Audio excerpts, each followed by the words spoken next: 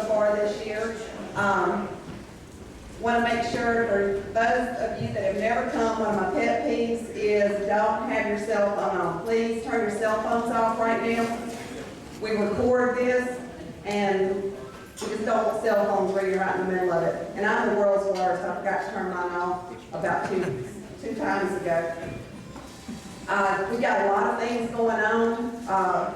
If any of you are walkers that like to participate in 5Ks, the Junior Service League this year is going to do their 5K in April and donate the money to the museum. So if any of you like to participate in those type things, we encourage you to do that. I myself am not a walker, but I know a lot of you are, so don't forget about that coming up. Also in May 2nd, first weekend of May, we have the Prison for a Cure Wheel Time Car Show, benefiting St. Jude's and the museum. And we hope to have about 300 to 400 cars participating this year. About 4,000 people normally come through the gate.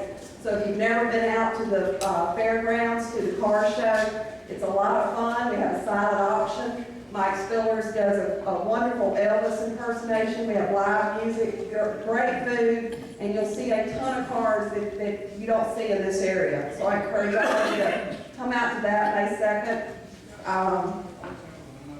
Our next speaker that we have coming up is Mr. T.C. Bloxham, and then we have Richard Knowles the following month. And we have more scheduled, and we're just trying to figure out who wants to go first after that. So we've got people calling and wanting to be our speakers. So really encouraged about that. I mean, you can see if you've never been to one of these, we usually pack them in pretty good. So,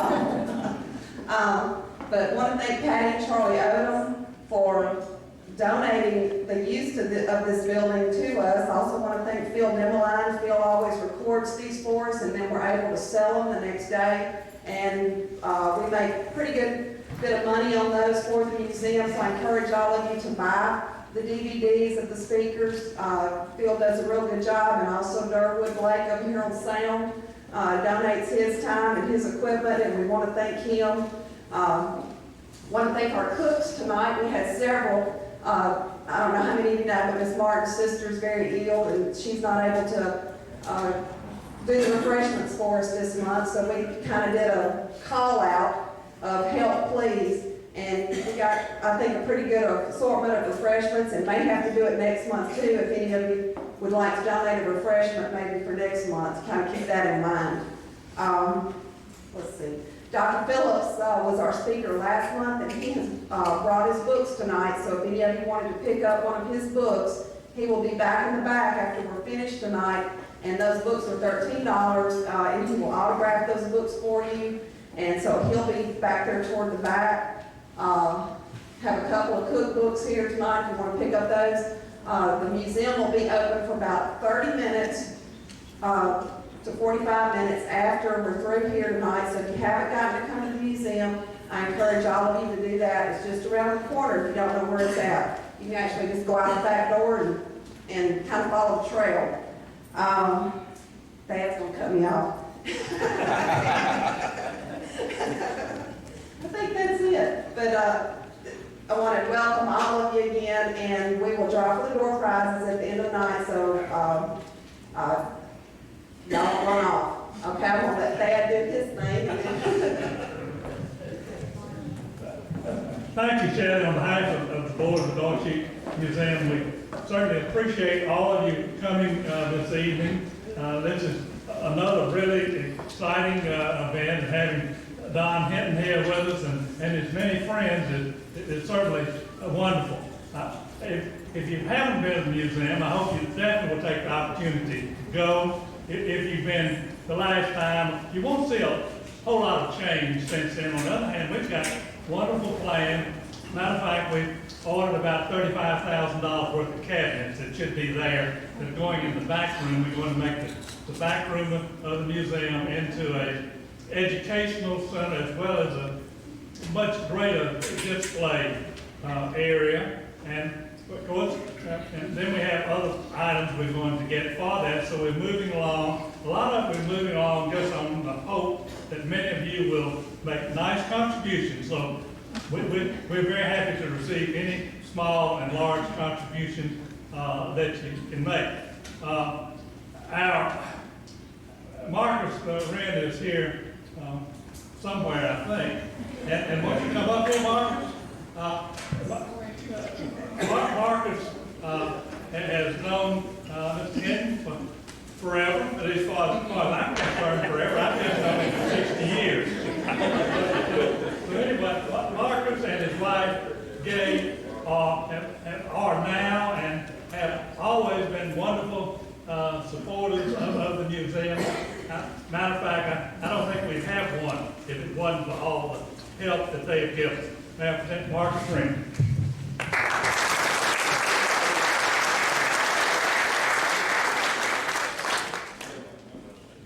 It's my honor and privilege to be able to introduce our guest speaker tonight. I'm sure each and every one of you know him, and he doesn't need any introduction. But I knew him when he first came to Minden because he roomed and boarded with an aunt and uncle of mine on 4th Street in 1935.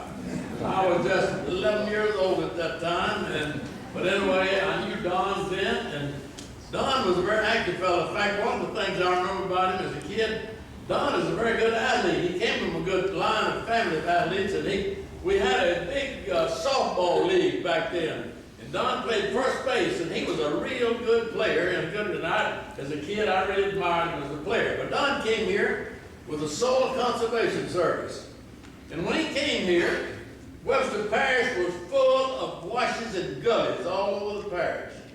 And some people that criticize what's being done today don't know what Webster Parish was 7 years ago when Don came here and the soil conservation, right after the CDC boys helped out, and Webster Parish is so improved from what the soil conservation is done to help it. In fact, Don has been chairman of the board of the soil conservation district he's been on the board and chairman for 60 years. I don't think you know anyone that's been chairman of anything. And you know, another thing about Don is that he lives at home by himself. He lost his wife in, I believe, 95. And he had 2 sons, Donald and David. Donald is here tonight. And David got killed in a car accident. And in fact, the police came to me and looking for Don, and I had to go tell Don about his son being killed, and that was a traumatic time for me, and I know it was for Don, and also his wife Jean. But anyway, it's good to have Don here and them. I'd like to emphasize again, you who haven't been to the museum, we're trying to save the history of Webster Parish. We're trying to save what we've gone in the past. I'm fortunate, my wife fortunate, our ancestors came here back in the 1840s. I mean, we've been here, we're old timers. But we're not quite as old as Don is, but anyway, Don being 96, you know, I've known a lot of women get over in the 90s, but I've known very, very, very few men that got 96 years of age. But Don, one thing about Don, you know where Don stands. Don's not timid, and he's outspoken. And Don has been a real leader. He was one of the founders of Sanitary Dairy, which became one of the major businesses in Minden for 40 years. And I worked with Don for 30 of those years and had a good relationship with him, and he's been a friend of mine and the family's forever. But it's my pleasure to present Don, and he's going to sit down here and tell us about something. He said, I just have to talk about Minden. He said, talk about anything you want to talk about. But anyway, let's give Don a good warm welcome.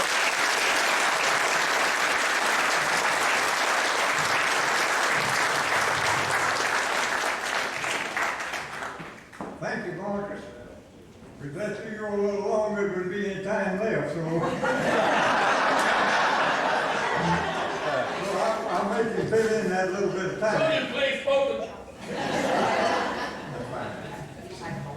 Since I got 96 and a half years old, I don't remember things like I used to, but I'm going to do the best I can tonight, and I hope I can say something worthwhile.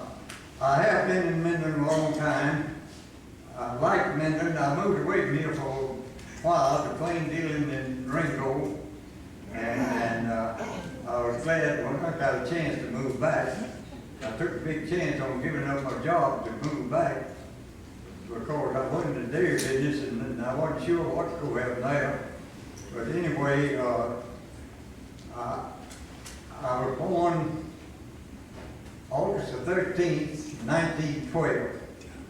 And I'm glad I'm still here. But my people live a long time, and we try to live right. That's one reason that we live a long time. All my folks, I had a wonderful dad and mother, but better than most people have. They were just fine as they could be, and so they brought us up right. And I was born in Clay, Louisiana, and that's 8 miles below Ruston. And I went to, well, I was real busy when I was young. I worked a lot when I was growing up. In fact, it's different then than what it is now. Back then, there's a lot of things to do around the place. Had to get in firewood and stove wood and feed the hogs and milk the cows. We were busy and didn't have time to get in trouble. We had too much to do, so that was a wonderful thing that happened then. But anyway, I went to, when I was growing up, 4 years I had a cotton crop of my own of 3 acres, and that was from when I was 12 to 16.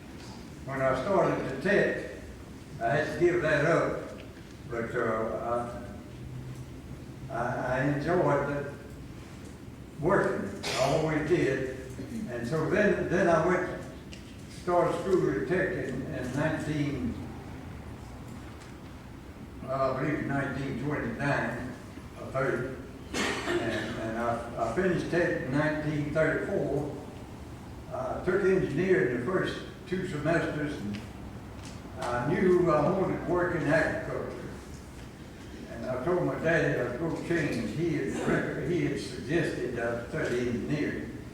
And I knew that you had to move away, and I wanted to work where I could be in the same place. So that's one reason I left Soil Conservation Service, because if I got promoted, and I was offered a promotion at Ringo before I came up here, and I didn't take it because I didn't want to move all the time. I wanted to be a fixture. And I took a big chance in going into the dairy business, but it worked out nicely. We had a good setup because Mr. Hudson sold his herd, and the day he sold it, I was up here, and that same day I rented that place. And I came out there and we started milking cows, and I stayed on with the Soil Conservation Service a while because I didn't know how things go work. I had to drive to Ringo every day after I moved up there, and that was a pretty bad drive. So after about 3 years, I decided that I might could make it without the salary, and I called Mr. Martin, who was state conservation, and told him that I was going to resign. He said, meet me at Natchitoches. So I met him down there the next day, and he said, if you'll stay on, we'll give you the unit at Minden and also let's take care of King Lake.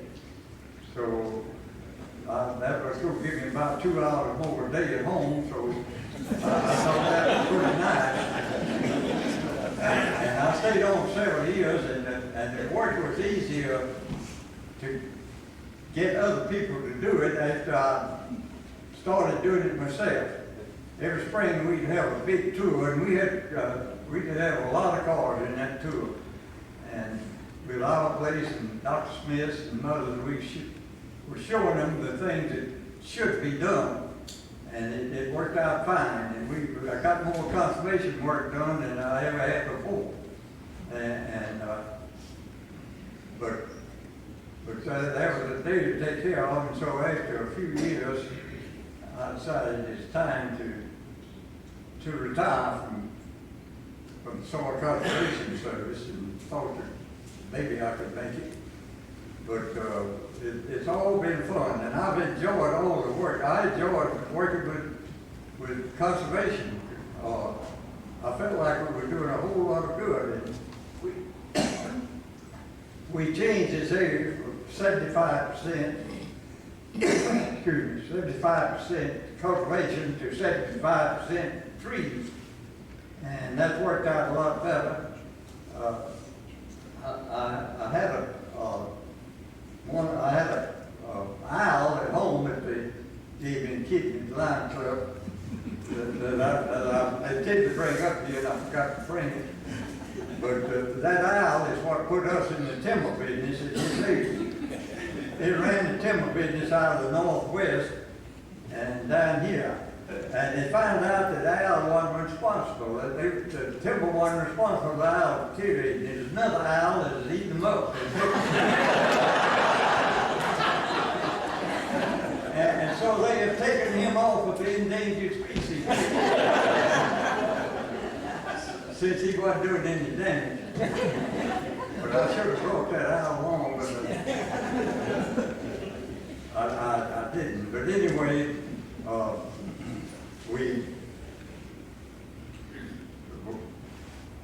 it's a lot of things I guess I could talk about, but I wanted to stay within Webster Parish as much as I could. But I worked at Minden about 3 or 4 years. They transferred me to plain dealing.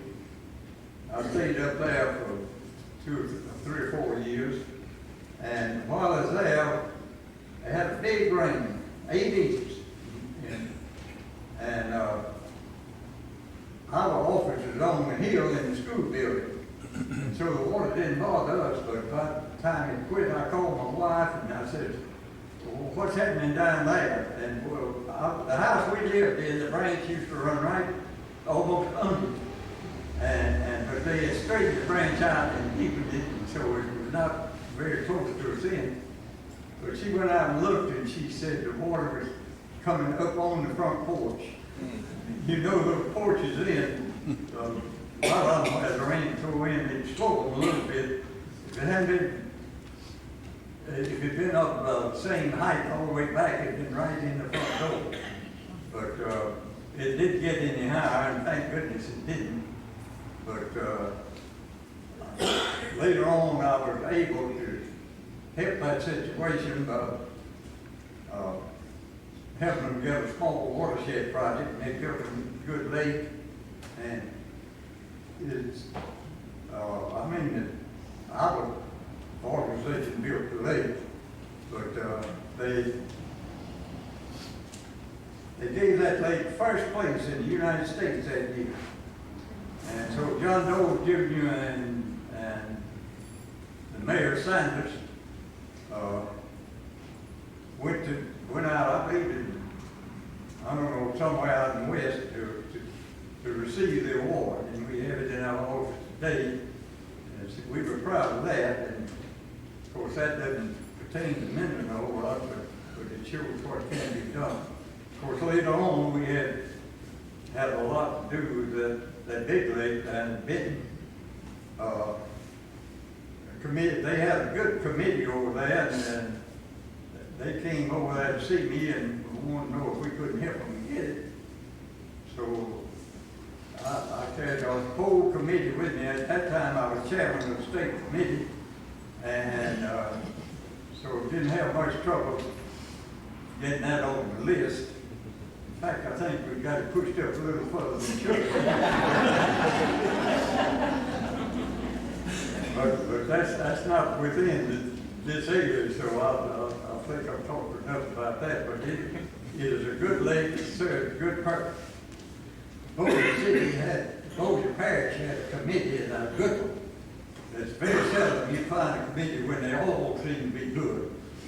So on most committees, you just got 2 or 3 worth being on that. And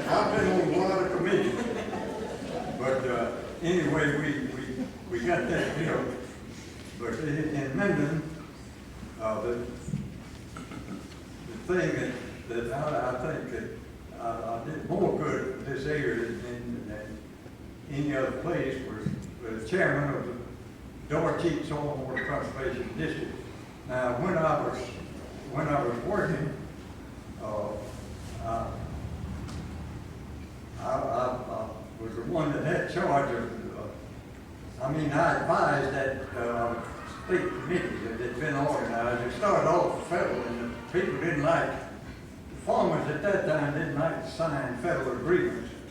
They just didn't like it at all, and so a movement started to get a state soil conservation district law, and that was all over the United States.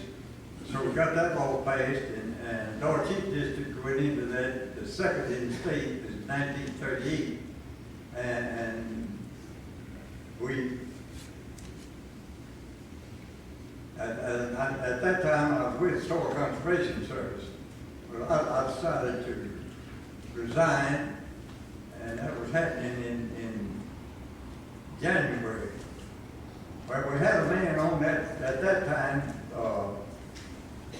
part of Beanville and part of Schelley Parish in this district.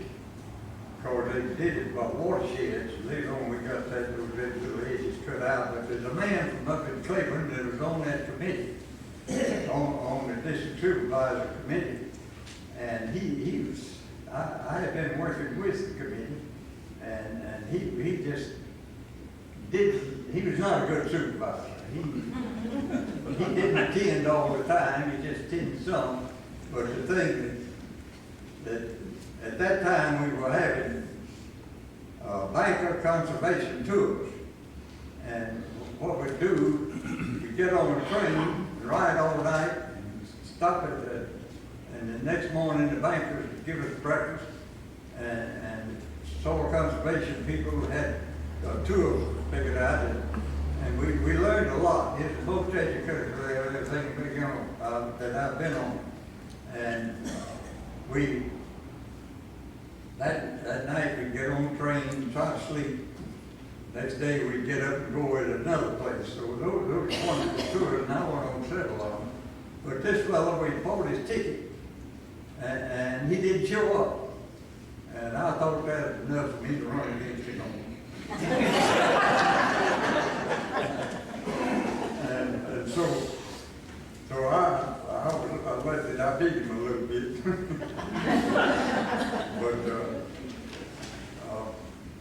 And I had 60 good years. I didn't realize I'd been chairman all that time until 60 years was up and I figured it out.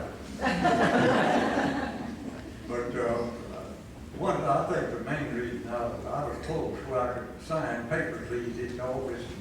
Also, I had 13 years experience, and it was a good experience, and it's something I enjoyed. But anyway, we did a lot of things besides getting the timber on 75% of the land. And while I talk about timber, it's a wonderful thing for Webster Parish that we do have that much in timber. And in Louisiana, it's 49% of the state in timber. And we have finally gotten the people to handle it right. Used to, they buy, they just, we had, some folks made a lot of money doing it, but timber buyers would give so much for the timber the man had. And sometimes they made a lot of money, and I knew some of them got the land that, for what they came out with the land that the man owned as well as his timber, but for the price of the timber. But that has worked out fine, and Louisiana is in good shape. But timber brings more money than any other commodity in the state. More than sugarcane, more than rice, and more than cotton, and more than soybeans. In fact, I think it brings in about as much as all of us put together. So it's a wonderful thing for us, and we're glad that we have 75% of our land in timber. in this area. But, I enjoyed doing that kind of work, but then, right after I got out of the Solar Conservation Service, I was chairman of the Agricultural Committee down at the Chamber of Commerce. So we had a meeting, and the county agent was on that committee. And he suggested that we should have a pasteurizing plant in Minden. We were hoping something to do to bring something in Minden. Well, I was selling raw milk and selling all that I could produce, and they were coming out picking it up, so we couldn't have anything much better than that. But anyway, I grabbed his idea, and he and I got busy. We got Mr. Lumpkin, E.H. Lumpkin, who was one of the leading dairymen in Minden, to go with us, and we decided to start Sanitary Dairy. Well, Sanitary, we got the dairy extension people from Baton Rouge up here, and they discouraged us. We wasn't determined that we wasn't going. And they discouraged us, but they did draw up a plan for the plant that we built. And we built one that stayed with us a long time before we had to add another for the office. But it was built a brick building. We knew we weren't going to be temporary. And so we started Sanitary Dairy. Mr. Lumpkin had a man that he thought would be a good manager that had worked for him before the war and was back working for him again. We told him if he go be manager, he'd need to buy some stock. Well, he didn't have the money, and so his brother-in-law, Sam Carlson, agreed to let him have the money if we would let Sam buy shares in the company. We did, and so we started there with 5 members, but that fellow just didn't work out at all. He was good at delivering milk, but he didn't know how to manage it. So it's just a little while, we knew we had to have a manager.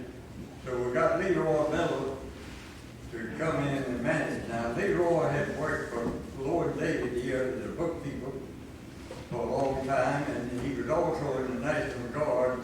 He had been was an officer, and so he went off to the Army ahead of a lot of others because he was already in and had a good record there.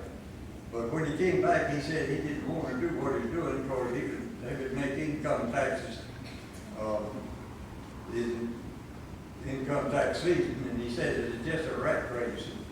So he took over the manager. We couldn't have gotten a better manager anywhere in the United States, I don't believe. He was capable. He was a good bookkeeper. He was a good worker. He could do anything that came up and was willing to do it. So we were very fortunate to get him as manager. So when we sold out, I believe we had around 100 people working out of Minden, which did the job that we started to do, get something that would have Minden. Well, we also, some of the companies had organized an industrial development corporation. Well, the purpose of that was to buy land and get somebody producing some on that land. So that the people that belonged to it had a direct on it. So I was Sanitary Director on that board, and we bought the land where Sidewinder was. And Sidewinder had been developed by Red Murphy and a man, a salesman that moved here. And they moved Sidewinder down there, and they worked a lot of people for a long time. I think all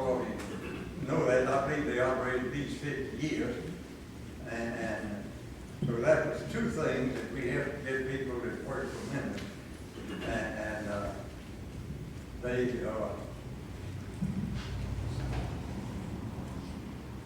then there's a lot of other things. Well, I got to be president of the Chamber of Commerce at one time. Yeah, that's about 1949. I was on a committee that was to find we needed a manager. And we checked with several people and didn't find any of the suitors. So I went on a 2 weeks vacation, and when I came back, they had hired a fellow that was from a preacher that was from England, and he'd been in Winfield, but he didn't last but 3 or 4 months. So he was no good at all.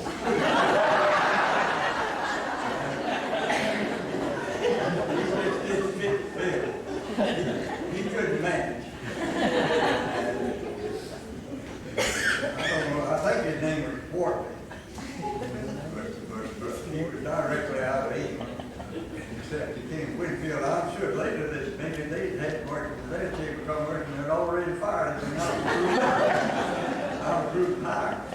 But I'm not sure about that because I wasn't in on any of that. But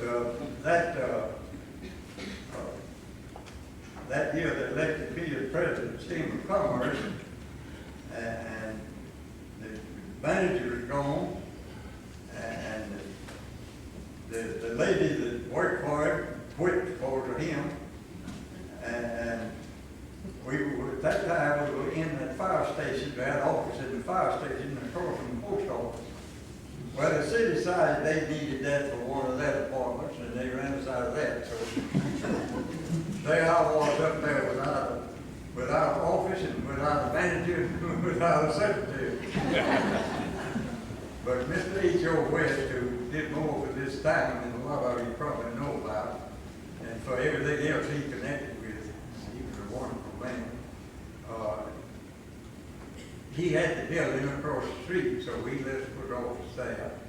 And we did have a good group of directors. I had been told that it wasn't any way to keep the chamber going. So when Mr. Porter got through with it, it was about gone. But with that good bunch of directors, we got together and each one of them decided to give $600 a year, which doesn't sound like much now, but it was a whole lot then because we had inflation of 16%, 16 times, and so if you multiply 16 times that would be a big amount now. But anyway, they all agreed to go on $600 a year, and we decided they joined me. You know, we weren't making enough at that time to justify it, but we were still trying to push it over.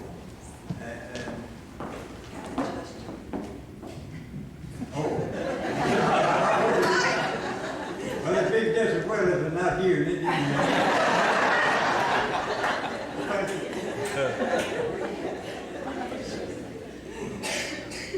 But we worked on some of the other members, and we doubled the budget that year. And I don't think it's ever been doubled since then. Of course, we didn't have much to double. But that was some of the things that happened. So I guess anything else I have to say would be worth it. So thank you.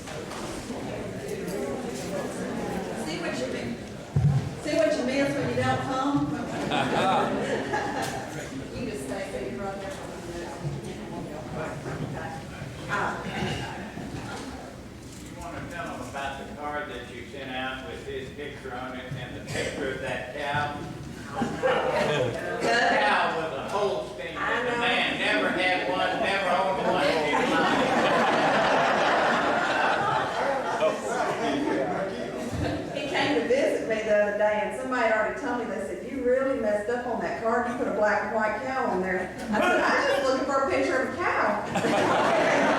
And he came to see me, and when he walked in, I said, I guess you come up here so you could get on to me about putting that black and white cow. He said, they give terrible milk. But they make for a good picture.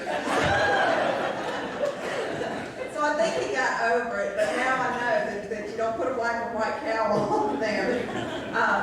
But anyway, like I said, I'm glad all of you came out, and I hope you all signed up for the door prize that we're going to give away. If you didn't, does anybody want to sign up? If they didn't, we're about to draw for that. Who's back there that can spin the hopper? Dorothy, can you turn the hopper and let Marcus draw a name? One other thing I want to tell them. Okay. My wife and I were charter members of this organization.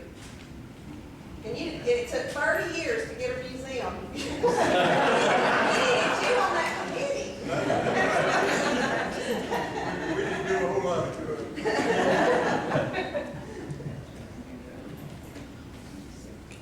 Wayne Craig. Okay.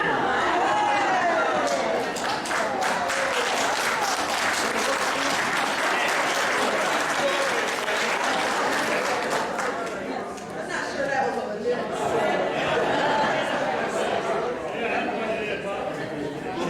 Today's his birthday, 70 years old. Oh, okay, well, happy birthday. Today, he got him a birthday gift. He sure did. But I also want to remind you too, if y'all want to get Dr. Phillips' book, Dr. Phillips, if you want to go ahead and sit back there. Over there. And y'all can make the checks out to Dr. Phillips if you want to get his books. And half the money is going to a school over in Africa is what this money's going for. And if you'd like to purchase the DVD from tonight, hopefully Phil will have it for me in the next couple of days. And I did change cows. I put a brown colored cow on the cover of that. But I think, is Larry here? Did I see Larry come in? I think Larry will go and unlock the door of the museum here in a few minutes, and we'll stay open for about 30 minutes for those that have never been and want to take a quick run through there. Larry will be over there, and want to thank Larry as he goes out the door. Larry's doing well from his surgery, and we hope to have him back at work here pretty soon. But anyway, like I said, I'm glad all of you came out tonight.